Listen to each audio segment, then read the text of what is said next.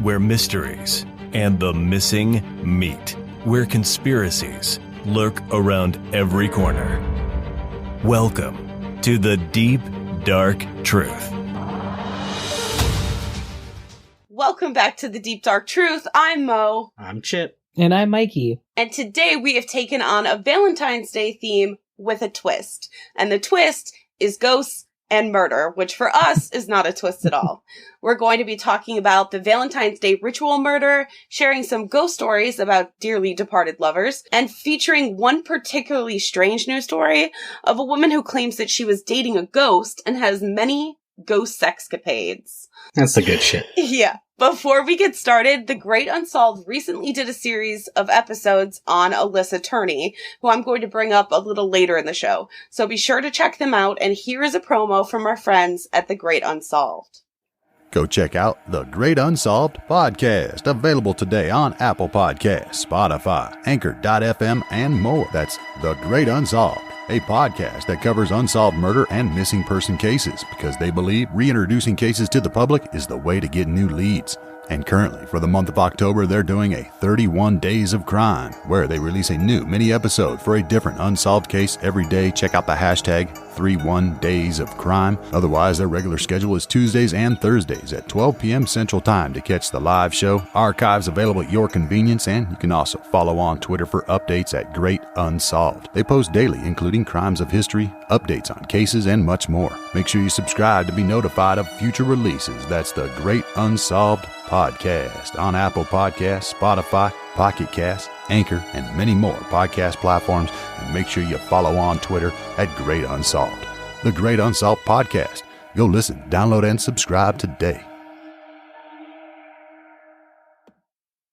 Today we're starting off talking about the Valentine's Day Ritual Murder because we give the people what they want, and what they want is murder. In 1945, a farmer named Charles Walton was found in a field and had been working as a farm laborer in Lower Quinton, Warwickshire, England. So he was 74 years old, and it normally wouldn't seem strange to have an old reclusive man pass away from exertion, but in the case of Charles Walton, that was very far from what he had been victim to.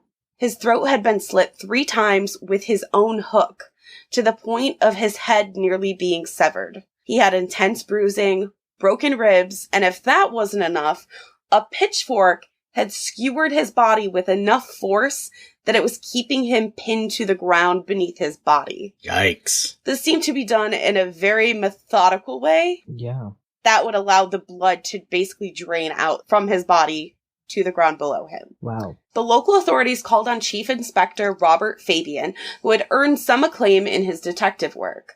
Fabian brought along his partner, Albert Webb. The two men questioned or spoke with nearly the entire hamlet, and there were only a few hundred inhabitants at the time. They conducted many interviews, but couldn't seem to gain any traction in the case. No one claimed to have heard or witnessed a single thing, and no one seemed to be very concerned that such a gruesome murder had taken place in a small town, which normally would lead people to believe that a murderer was running free amongst their small number. Something about this didn't seem right to Chief Inspector Fabian, and in an effort to understand this sleepy and secretive hamlet, he started reading a book given to him about the folklore of the region, called Folklore, Old Customs, and Superstitions in Shakespeareland, by a local named J. Harvey Bloom. Side note for those not in the know, Stratford-upon-Avon is also in Warwickshire, hence the name Shakespeareland. The contents of which seemed to indicate that there was a history of superstition in the area that had not completely gone away. In fact, now armed with this new information and perhaps more pointed questions to ask, he found, while looking into the life of the victim, that some people seemed to fear the older man, claiming that he possessed unnatural powers and could communicate with animals, singing the songs of birds and commanding them not to eat the seeds from his own field, but of others. Leave this poor old druid man alone. It's funny that you use the word druid, because that's going to come up in a second.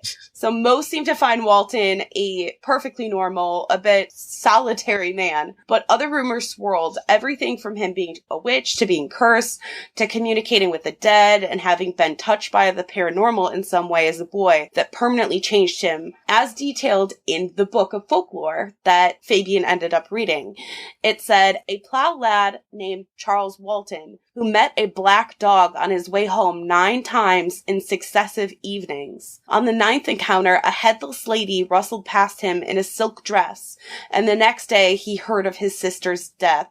Which, y'all, that's the mother effing Grimm. Is that not the Grimm? Yeah, that was the first thing that came to mind. Yeah. Furthermore, his garden appeared to be infested with toads, which, as we all know, has been linked to witchcraft in the past, which may have also led some to believe the rumors. The superstition involving cats and toads and all these different familiars throughout history, and birds, which he was also linked to, kind of seemed like it might have fed the suspicion upon him in this sleepy town.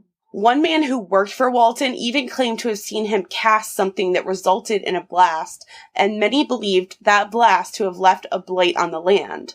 The year before was a particularly bad crop year, which I'm going to say for later because for me, that's what I think might be a motive for this murder. In his retirement, Fabian wrote books, and one of those books said that this murder was committed not far from the stone circle of the Whispering Knights, and that it looked like the kind of killing the Druids might have done in ghastly ceremony on the full moon. Fabian's body was allegedly a few miles from the stone circle, though. It wasn't actually near it. It was like almost 10 miles away, so it seemed kind of a stretch. And the story of Walton was half shrouded in mystery and legend by time Fabian completed his writings. So the case went unsolved. 11 years later, on February 20th, 1956, a woman went to the News Chronicle claiming that as a girl she had been forced to attend religious meetings where various grotesque rites took place, and that Walton had been murdered in a ritual murder. When she attempted to leave the religious cult that perpetuated the murder, cult members scarred her with knives, and she had been fearful to talk to the police,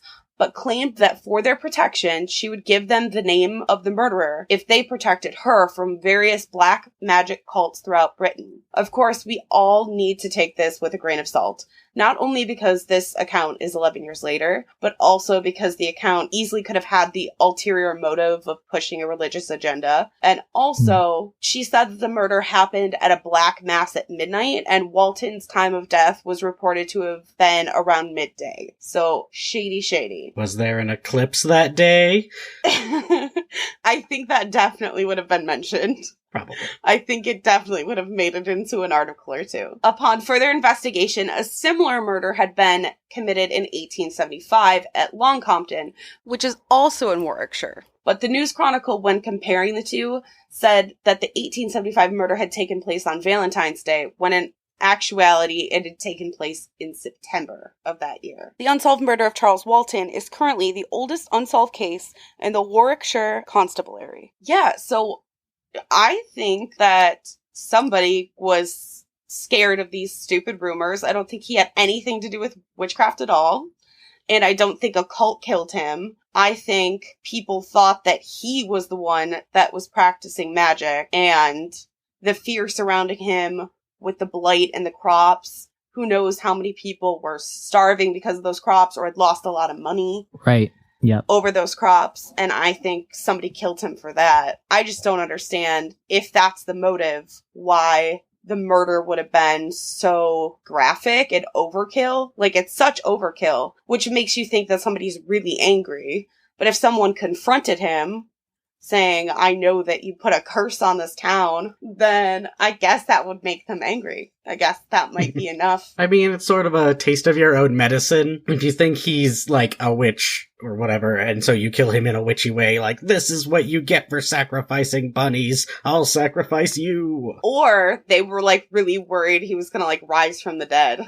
Something of that nature. And they're like, I'm gonna put this pitchfork through you to make sure that you stay here. Stay down. Double tap. Do you guys have any theories? I think that it was probably more than one person, and I would have to agree with you. I think that it's probably a couple of farmers or members of the small town that got together and decided that that needed to happen. It's got like mob mentality kind of written on it. Yeah, it does. You know what I mean? Yeah, but I definitely don't believe the mysterious woman's account of, oh, he was sacrificed or whatever. I don't think that's it at all. I think, if anything, the interviews mixed with the town lore, mixed with Just the weird way in which he was murdered points to him just being a victim of the rumors, basically, that they thought he had magic, not that they were trying to practice magic. I agree. All right, so let's talk about ghosts of dead lovers. A submission was texted into the tip line, and I'm just going to read it basically word for word with a few little comments here and there, because after it was texted into us, I looked it up, so there's a little bit more information. There's a slave plantation here in Saraland, Alabama, off Calliope and Oak Grove Road. It is said a slave master's wife got pregnant by his largest 7-foot-tall slave. When the baby was born African American, the slave owner made his wife tell him who was the father. He made his henchmen fetch the slave. They beat him and made him hug a tree, handcuffing the slave hugged to the tree. The slave owner then cut off the slave's hands, telling him, "You'll never touch my wife, nor another white woman ever again." Yeah, obviously you can tell there's lots of racism in the story. This all is a real place. It's a plantation in Alabama. If there is any lore to it, it's going to be racist. I'm even sending you to hell with no hands so that you can't even do it there. The slave bled to death, and the master's wife saw all of this happen, and after the slave died, the master turned his attention to his wife, looking through the upstairs window. Fearing that she and her baby were next, she fled downstairs and out the back door. She didn't even get a quarter-mile away from home before her husband's henchmen and hound dogs were closing in on her. She darted off the main road into the woods. The baby began crying and she feared it would give up their location. She then shot for the bridge and into the water, holding her baby under to silence the cries. She held the baby under too long and the baby drowned. After realizing what she had done, she surrendered to her husband's henchmen, knowing that they would take her life, and now she was ready to be with her mister, the slave, and her newborn baby in the afterlife. It is said in nights you can travel Oak Grove Road, and you'll see a 7-foot-tall figure wandering, looking for his mistress and child. It is also said that at night by the bridge near the water, you can see a white shiny figure that is said to be the wife searching for her newborn baby. You can hear the cries of the baby and screaming for its mother. So a quick note, this bridge evidently is called the Crybaby Bridge, and the white light that they were talking about, there's also a lot of orbs seen in that area. There's all these different places that I found online, but none of them had this complete lore story that bridged them together. So I thought it was really interesting because it's not a very large city or anything. So for it to have that many places separate seemed really weird. But with this, with the context, it makes sense. The plantation house in Saraland, Alabama, off Calliope and Oak Grove Road, has been used to film horror movies such as Get Out, Hayride 1 through 3, and Dead Bird. And that is from Nick, a co-host from The Real, aka Truth Pod. Thanks for the tip, Nick, and go check out Nick's podcast, everybody. Interesting. I want to go to this place. How swampy is the area that it's getting these orbs and, the what's it called? Will-o-wisps and the ghost lights? It doesn't say. I didn't look at Street View. Camping trip? I don't want to stay in a plantation house. This is too far away. This is too much money to go visit a plantation. This is too much racism. The only plantation I'm going to is Monticello. That's it. Do you think she would have been safe if she didn't run? Absolutely not. No. Or she would have just had to watch while he killed the baby. The baby, yeah. If only she could have thought out that she was gonna accidentally kill her baby. She should have ran a lot earlier as soon as he took him outside. Yeah. I'm ready to believe this one just because this sort of story happens all the fucking time.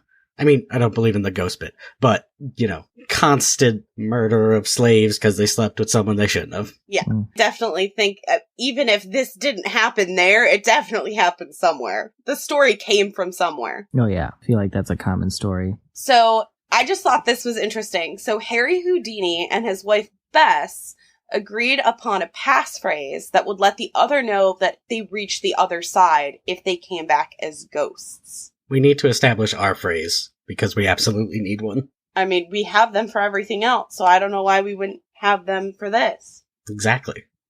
This passphrase is referred to as the Houdini Code. Houdini was actually a skeptic. You wouldn't think so because, who is a skeptic and then is like, but if you do become a ghost. Well, I guess that's the definition of skeptic, isn't it? Like, I want to know that this is true. Mm-hmm. Yeah. And in order for me to know, you're going to have to tell me this if you die first. When Houdini died on Halloween in 1926, his wife Bess offered $10,000 to anyone that could produce an authentic message from the spirit of her husband. So anyone that could tell her this passphrase, she would give them $10,000. I want to know with inflation. So what in 1926, how much is $10,000 worth? A lot. While you Google it, I'm going to take the bet of approximately 600,000. I'm gonna go with $500,000. $10,000 in 1926 is the equivalent to about $145,183.05 in 2020. Wow. That is a crazy amount of money. Yeah. I would not offer somebody that much money. What was the phrase? Do you know? I think that it probably died with her because it's still just called the Houdini Code. Can we have a phrase? Yes. What is our phrase? Is it redacted or yikes or allegedly? Allegedly. It has to be allegedly. It has to be allegedly. I'm a ghost. It could have been allegedly. Jurassic Park too. You never know. Mo says allegedly, and then you're like, what'd she say? No, that's what she said. She said allegedly. That's it. Except for when we're reporting it'll be redacted said, allegedly. So there was a hoax that went around in 1929 that the Houdini Code had been cracked, that Francis Fast had been able to tell Mrs. Houdini what the Houdini Code was, that he had cracked it. And he said that it was Rosabelle, answer, tell, pray, answer, look, tell, answer, answer, tell. Her wedding band bore the inscription Rosabelle, and it was the name of a song that she sang in her vaudeville act. And the word answer stood for the letter B, like each word or a pair of words equal a letter. So it was supposed to, the secret phrase was supposed to spell out the word believe. Mm. Yeah. Okay, but believe is such a generic word to use. This is a bad code.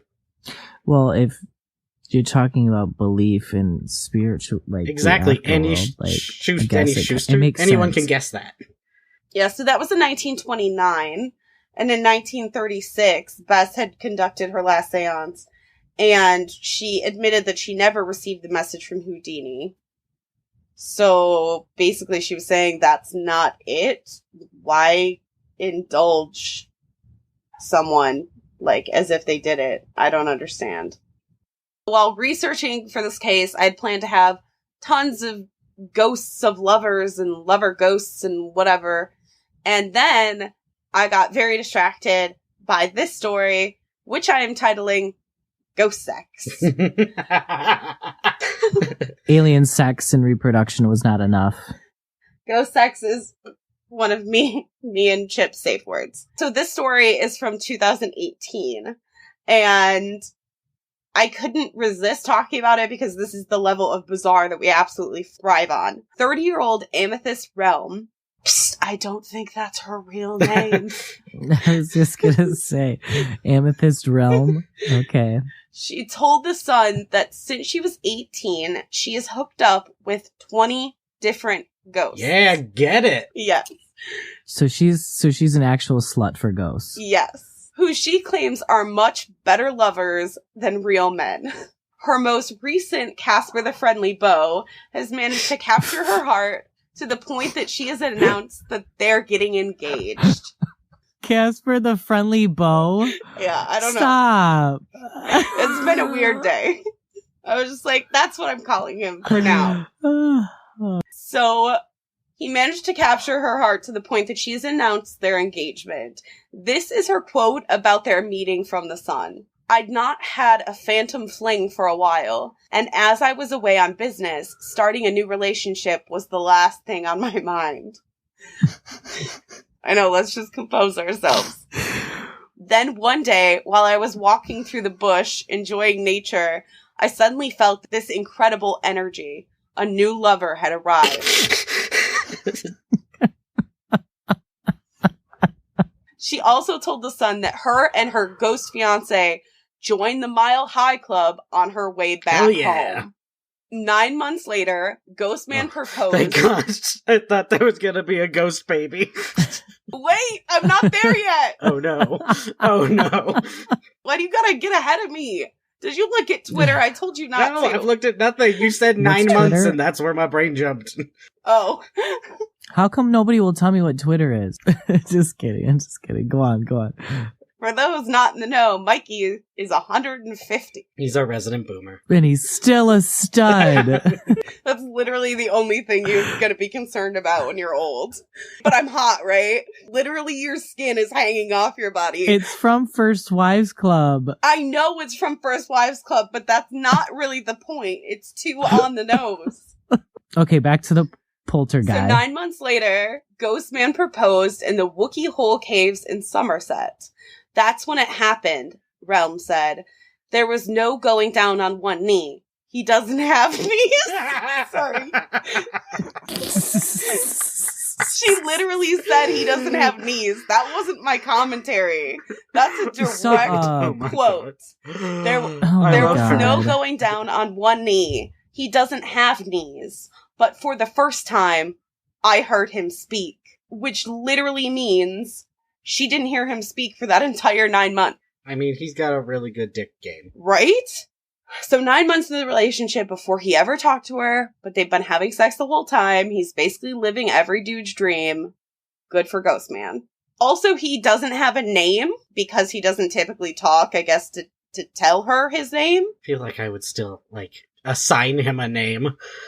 Yeah, she said that basically they communicate through feelings. She accepted it? Yeah, I guess so. I guess it was the happiest day of her life. Because Amethyst says that she wants to have Ghostman's baby and start a family, which is honestly the most bizarre part of this and probably the most bizarre thing we've ever had on this entire show. I'm really wondering how ghost jizz works. I can't understand it. Although, I would love to have sex with somebody who does not talk and is not actually there. Sign me up. But that's called masturbating. We have the technology. You can do that. We have the technology. That's God. what you're going with. I'm over you making stuff up on this podcast. I'm just over. I'm so over it. Sources in the show notes of this episode. Proof Mo didn't make this up. I'm not kidding. It's already at the bottom of this doc because I knew you were going to say that. It feels so much like something you would write. This is you. Yeah, this is you. This is your brand. My brand is Ghost Babies. Ghost sex. It might be Ghost Sex, but would I really include Ghost Babies? Me. But also, if you think you're having sex with a ghost, I absolutely want to experiment and see what a ghost baby is. I don't think that's how this works. Ghost encounters of the 8th kind, guys. The 8th kind, oh dear lord. I realize that everyone listening is going to have this idea that she looks like a cave troll out of Lord of the Rings, but she doesn't. She looks like a normal person, like if I saw her on the street, I would stop and I would talk to her and not know the whole time that her ghost boyfriend was sitting next to us. I'm sorry we have to address that point, because people actually will think that. Yeah. I'm also going to put a link to the article in the show notes, which contains a video, actually a couple of videos of interviews with her on various talk shows in the UK. Interesting. She's been on talk shows? Yes. So all of this led me to wonder what the hell is the precedent for ghost marriages in the UK, which led me to an article about another woman named Amanda Sparrow. Oh no. Who married the ghost of a 300-year-old Haitian pirate in 2016. And in 2018, the same year that Amethyst is announcing her actual engagement, Amanda Sparrow announced on social media that she was getting divorced. She said the following. So I feel it's time to let everyone know that my marriage is over. I will explain all in due course, but for now, all I want to say is be very careful when dabbling in spirituality. It is not something to mess with. To which, in the wise words of Billie Eilish, I say, duh. That's ridiculous. You don't enter a ghost marriage and think that everything's gonna be fine. This wasn't a legally, recognized marriage, was it? I don't know. I just want to know what the pirate did to her. Was he cheating on her with a human or a ghost or... Amanda's marriage to her ghost husband doesn't have legal status, but do you think that matters to her? No, probably not. It does if we find a treasure chest. That treasure chest is not half yours. We are not legally married. That is my treasure chest. There's only one thing that I will marry in this lifetime. What is that? The night. Lady Gaga said it best. You're the worst. Why? Now, is the song in your head? Please tell me the song is in your head. It is. It is Okay. in my head. You're welcome. I didn't thank you for anything. So I really want other people's opinions on how ghost sex works. I mean, apparently, like, a lot of people have reported being, sexually assaulted by a ghost or like, succubi, incubus, that kind of nature thing. Do you think that they tell you that before you become a ghost if you get an option? Okay, hypothetical. Hypothetical, wait. You die. They're like, you get to go to the afterlife and it's going to be fantastic. Or you can be a ghost. And so nobody ever picks the ghost option because they don't tell you that you get to have sex all the time and you don't have to talk to anyone. So there's not that many ghosts. Right? Like, I feel like my logic is Where's sound. the fine print? Yeah. Do you get informed of these things? I mean, I don't know. What's the deal? Typically, It sounds like there are a lot of ghosts out there having sex, so... I don't know. I have no idea. Typically, the ghost thing is like a not moved on, right? Not ready to leave type thing. It's not really a choice. Because I haven't had enough sex. Well, if you have unfinished business, how is marrying some woman and joining the Mile High Club with her going to help you finish that business? I don't know, but it sounds like a great It time. depends on what the business is. What if your life's goal was the Mile High Club and you died before it? Then your death's goal is the Mile High What Club. happens when you're having sex and you pass through the veil if you're a ghost? These shouldn't be questions, but these are the things I'm thinking of. Do you think they have orgasms? Oh my god. I'm pretty sure that's when she gets pregnant and you become the baby and you father yourself. Shut up. I love it. I just solved reincarnation. It's ghost sex. What I'm thinking of in my head is not ghost sex, but for some reason I'm picturing the butterfly effect when he hangs himself with his own umbilical cord. Why are you laughing? Yikes. Why are you laughing so hard? Because it was so ridiculous. It was such a ridiculous ending. Like all of the director's cuts, and I don't even remember which one's real. I actually think that one's the director's cut. I'm going to shock you all right now and tell you I've never seen that movie. Really? Same. You should watch it.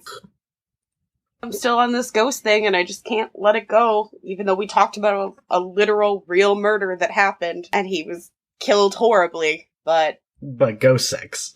And the Mile High Club comment just really got me. What were those people thinking? She walked in there by herself and they just like heard her banging away. What did the son say? Like, did he think his mother was like crazy or was he supportive? Like, I think I'm having the same confusion as you. It was the newspaper The Sun. Oh! Yeah, the very first time I was like, why are you referring to him as The Sun? You haven't introduced him as a character. I thought she was talking like, newspaper. okay.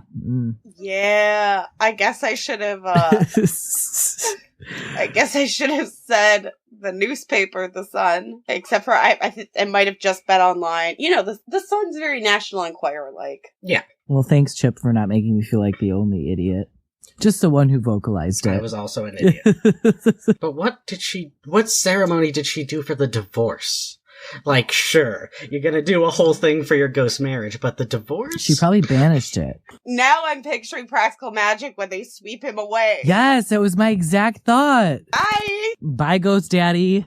Okay, so earlier I said that I was gonna talk a little bit about Alyssa Turney. I am heavily invested in the Alyssa Turney case, but there is a large chance that we will never end up covering it because her sister Sarah is doing such a fantastic job.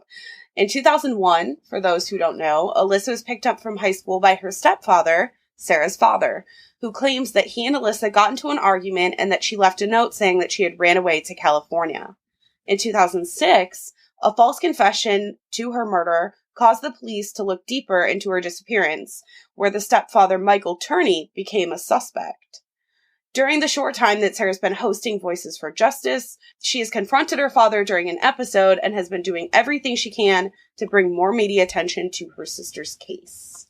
Please stay tuned after the end of the episode to hear a few words from Sarah. So as we wrap up this episode, I want to give a quick shout out to my therapist, Heather, who will be spending an hour next week listening to me talk about ghost sex. And if you want to watch Mikey sing a Celine Dion ballad about his love for the Muggy monster, head on over to our Instagram. And if you want to rage about the magicians, tweet us, and I will definitely tweet you back. Still not over it. Why would you bring that up? Forever. Oh, no. Why? You see, we may be ghost enthusiasts, but we're queers first. Why? I'm just still really bad. Anyways, as always, our tip line is open at 313-355-3411. We used a tip line submission today, so submit to us. See? People use it, audience. You can take our survey to vote on our new thumbnail, future cases, and more, all in our link tree in the show notes.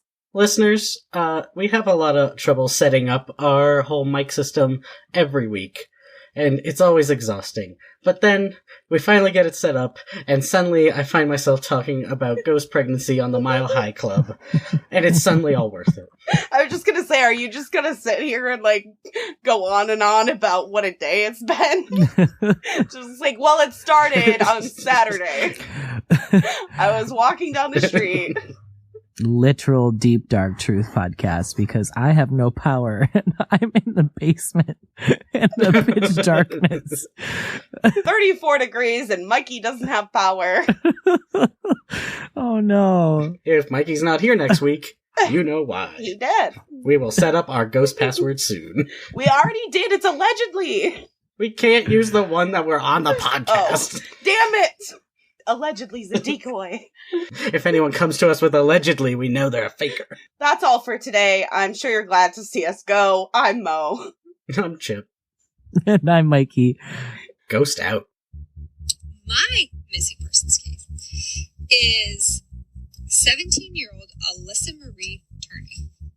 Alyssa Turney. On this episode, we're going to tackle a mystery out of Phoenix, Arizona, with a lot of disturbing twists and turns. 17-year-old Alyssa Turney vanished. Alyssa Marie Turney. Disappearance of Alyssa Turney. And today's a really exciting episode because we are talking about the case of Alyssa Turney. Okay, so today we are doing Alyssa Turney. Alyssa Marie Turney was a 17-year-old from Phoenix, Arizona. And someone reached out to me there and said, would you please cover the story of my missing sister? And ever since, I have essentially been in contact, I think, daily with Sarah. Her name is Sarah Turney, and her sister is Alyssa. But do the clues to Alyssa's disappearance point much closer to home? Mike was watching his own children through a video camera. Alyssa had told them very graphic things, very disturbing things. Secret home movies, a warehouse packed with evidence, and a cold case that turns hot. Again, there's only two people that can confirm whether I did it. One is me, and the other is Alyssa. A family torn apart. My name is Sarah Turney, and you might have heard of my sister Alyssa's story before. Be there at the deathbed, Sarah, and I'll give you all the honest answers you want to hear. Why aren't you giving them to me now? Because you got them now. But I promise that you've never heard it like this. On Voices for Justice, I'm going to dive deep into Alyssa's case like never before. Dad! Dad's a pervert! I'm going to interview people you've never heard from, and I'm going to expose more about the police, my family, and myself than ever before. I'm not asking you to move forward on it. I'm asking you to acknowledge that he wasn't briefed on the case, which you're not going to do, and I understand, but he wasn't. He said that he was aware that there were no sexual allegations, which is completely crazy to me because there's over 25 people in your documents that allege this. So when he says that, I don't know what he's talking about. I've held back a lot for a long time, and I'm ready to release it on my own terms. The police told me that my best chance is media exposure, and I've been working for years to amplify my voice through others. But now, I'm ready to make some noise. Subscribe to Voices for Justice today on iTunes and most podcast players. Allegations, as you say, were